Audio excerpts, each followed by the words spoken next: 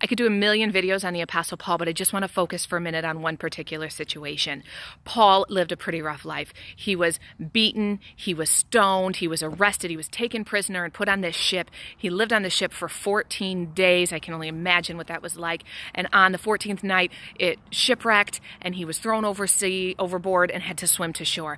At which point I can imagine I would be so exhausted. I would just want to lay on the sand, but not Paul. He got up and started collecting wood for a fire.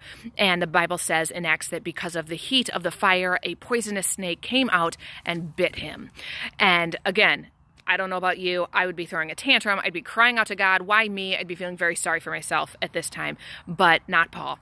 Paul knew that God had told him he would be preaching the news of Jesus in Rome, and that had not happened yet. So do you know what Paul did? The Bible says he shook it off and kept going. Shook off a snake, a poisonous snake bite, and kept going. Can you imagine having that kind of awesome faith that you know the plan God has for you, and no matter what gets in your way, that you're going to just keep going and not complain?